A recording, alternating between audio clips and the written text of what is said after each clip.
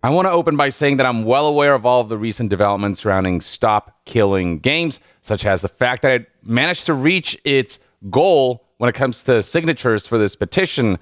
That likely means lawmakers will take action. And I'm well aware of, shall we say, the common enemy that instigated this final push.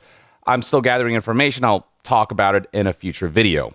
But funny enough, the Stop Killing Games movement is somewhat relevant to the main topic of today's video, as it pertains to a video game that is about to die for good, which means it'll be unplayable, which means it'll disappear and be gone, and it'll never be able to be accessed ever again. I'm referring to the disastrous Bioware release, Anthem, the live service that EA had their hopes and dreams on, that launched to, well, relatively tepid Metacritic scores and user scores alike, with the scores still sitting in this region, suggesting that it was not a good live service. While the core mechanics were like the suits, mobility, and flying through the air and combat was concerned, the core mechanics were solid, but the game around that was just not particularly great. This being BioWare's first foray into a live service, there was just a lot of troubled development elements that led to all of the wrong things that came about with the title's launch. There's this article from Jason Schreier published back in April of 2019 titled "How BioWare's Anthem Went Wrong," that details the troubled development, where there was just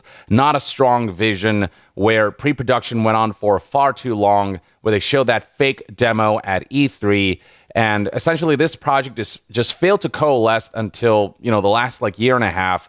And by then, they just didn't have enough of a good roadmap, enough of a good vision, and they ultimately couldn't live up to that fake demo that they showcased, and the live service itself was just lacking across the board. Now, the goal eventually became to overhaul Anthem to fix all of its issues and create what was being dubbed as Anthem Next. After the disastrous launch of Anthem, EA's own CEO Andrew Wilson went on to speak to News Outlet Game Daily to say that IP lives for generations and runs in these 7 to 10 year cycles. That's how long Andrew Wilson was expecting Anthem would last and be supported for. He continued, "So if I think about Anthem on a 7 to 10 year cycle, it may not have had the start that many of us wanted, including our players, but I feel like that team is really going to get there with something special and something great because they've demonstrated that they can." Basically raising hopes that EA will allow BioWare to keep working on Anthem until it's overhauled to a point where it's satisfactory to players. But then, on February of 2021, developers announced that they've made the difficult decision to stop their development work on Anthem, aka Anthem Next. This is something that no doubt EA executives mandated when they felt like it was just not worth the investment and the risk. And that finally brings us to today. We're on the official EA website. If you go to Anthem's page, you'll find this update relaying that the game will be sunset completely.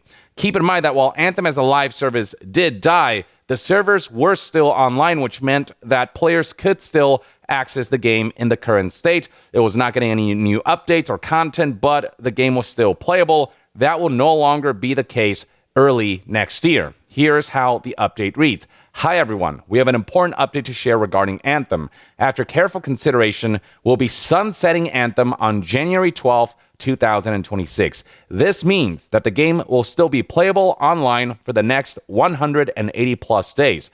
As of today, you can no longer purchase in-game premium currency, but you can still use your remaining balance until the servers go offline. And it is clarified in this Q&A section that the game servers will be available until January 12th, 2026, at which time the game will no longer be playable, which means it'll disappear from the face of the planet. There will be no way to essentially have some kind of playable version of the game where people can run their own servers.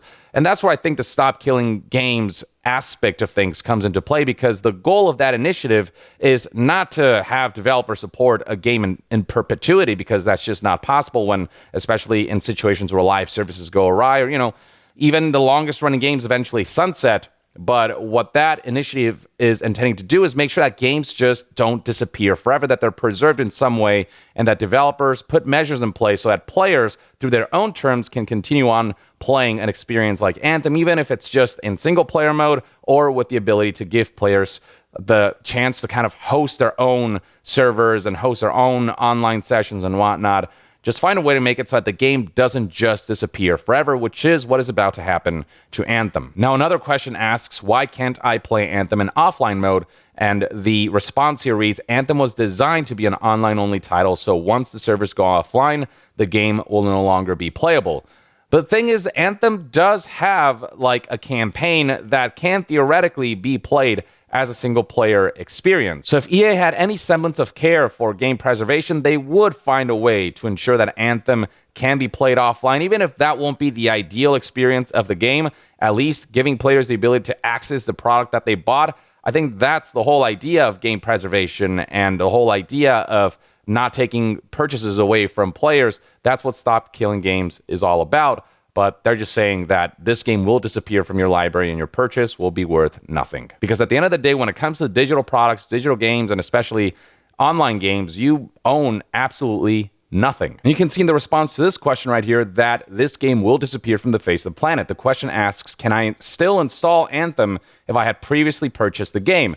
The answer tries to make it optimistic with a yes, but the caveat is, if you previously purchased Anthem, the game can still be downloaded from a digital library and played until January 12, 2026. But after that, the answer to this question is a resounding no, you can't. Honestly, I would have been so curious to see what they could have done with an Anthem Next, with an overhaul of Anthem, because again, the core exoskeleton of Anthem, the foundation, the core gameplay mechanics were so solid. Like, it felt good to play the game. It was just the live service, the missions, the campaign, the story, and all of those things that you need, like the meat of the game, the content itself, and the gameplay loop. That's where the game utterly failed, not to mention the technical issues.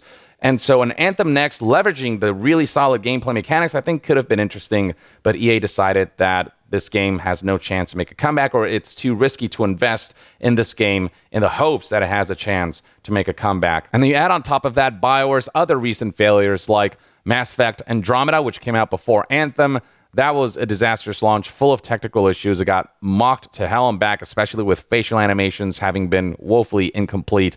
And then, of course, the launch of Dragon Age Veilguard, which actually was one of BioWare's most polished game releases. And there's a recent report that came out that kind of exposed how EA completely fucked over that project, with them wanting to make it a live service and then them having to cancel those plans when they realized that that would just be an awful idea. But that ping-ponging back and forth between like what this game would be in terms of the genre of game led to Dragon Age Veilguard taking the shape that it did, which was this lighter tone. It had some like, you can feel it had some of those like live service looter elements in terms of how the gameplay loop was designed, and encounter designs, and just the way the game played, functioned, the action gameplay, all these things. Those are remnants from what was supposed to be the live service version of the game.